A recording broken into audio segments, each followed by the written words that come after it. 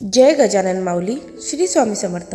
आज मी तुम्हाला माझा वैयक्तिक असा अनुभव शेअर करणार आहे. खूप वर्षापूर्वीची गोष्ट आहे. जेव्हा आम्ही शाळेमध्ये होतो तेव्हा आम्ही मैत्रिणी मिळून शेगावला जाण्याचा निर्णय घेतला. तेव्हा आम्ही बसने शेगावला पोहोचलो. तिथे पोहोचल्यानंतर तिथूनच आनंदसागरला जाण्यासाठी बस उपलब्ध असतात. त्या सर्व मोफत असतात.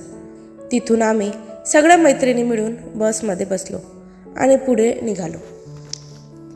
बसमध्ये जिथे जागा मिळेल तिथे आम्ही बसलो. तिथे बसल्यानंतर आमच्याशी 3-4 मैत्रिणी होतो आम्ही. तेव्हा आमच्या तिघी चौघींशी पण एक वेगवेगळे माणसं बोलायला लागले. सगळ्यांनी आम्हाला एकच प्रश्न विचारला, तुमची जात काय आणि तुमच्या जातीमधले प्रकार वगैरे असं काहीतरी विचारलं. आम्हाला सगळ्यांना काही नवल वाटलं नाही. तेव्हा आम्ही त्यांना सांगितलं. पण जेव्हा आम्ही बसमधून उतरलो तेव्हा ते आम्हाला बाय म्हणू लागले आणि आमच्याशी बोलायचा प्रयत्न करू लागले. तेव्हा आम्हाला वेगळं वाटलं आणि त्यानंतर आम्ही तिथे उतरलो. त्यानंतर आम्ही सगळ्यांनी एकमेकींशी बोलायला लागलो. तर तेव्हा आमच्या असं लक्षात आलं की सगळ्या माणसांनी आम्हाला सगळ्यांना एकच क्वेश्चन विचारलेला होता. हे आम्हाला काहीतरी वेगळंच वाटलं की सगळे माणसं वेगवेगळे असताना सगळ्यांनी एकच क्वेश्चन कसा काय विचारला असेल हे आमच्या मनात राहिलं. ते झालं. त्यानंतर आम्ही खाली उतरलो. तिथून आम्हाला आनंदसागरला कसं जायचं हे काही माहिती नव्हतं, कारण तिथून थोड्या अंतरावर चालत जायचं होतं आणि कुठं जायचं, कोणत्या रस्त्याने जायचं हे आम्हाला काहीच माहिती नव्हतं. आणि तिथे समोर एक टपरी होती, दुकान होतं छोटंसं. त्या दुकानामध्ये खूप असे 3-4 मुलं उभे होते. ते काही आम्हाला बरोबर वाटले नाही. त्यामुळे आम्हाला आणखीन भीती वाटायला लागली, कारण आम्ही सगळ्या मुली स्कूलमध्ये होतो, म्हणजे आम्ही जास्त मोठ्या नव्हतो. त्यामुळे आम्हाला सगळ्यांना भीती वाटायला लागली. आधीच आम्हाला बसमध्ये तो अनुभव आला, त्यामुळे आम्ही आधीच घाबरलेलो होतो. आणि त्यानंतर आता पुढे जायचं कसं याची पण आम्हाला भीती वाटू लागली. त्यानंतर आम्ही मनात विचार केला, हे गजानन आता काय करायचं?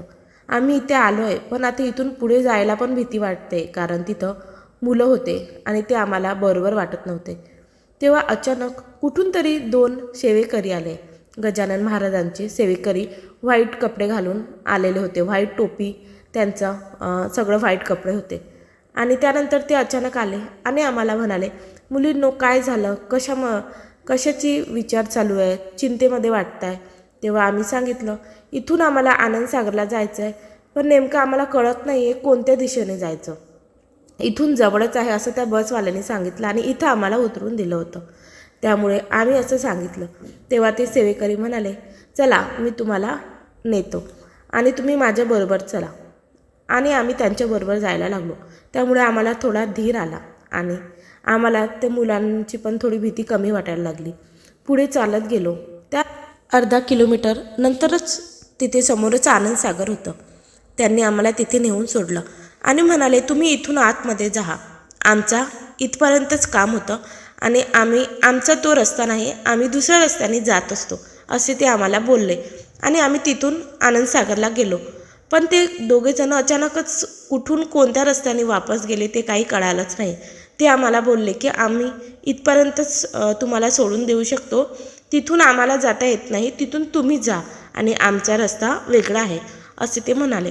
तेव्हा आमच्या मनातच काहीतरी वाटायला लागलं की नेमकं कोण होतं. तेव्हा आम्हाला समजलं की ते नेमकं आणि नक्कीच गजानन महाराजांनीच आपल्यासाठी सेवेकरीला पाठवलं असावं, आपल्या मदतीसाठी.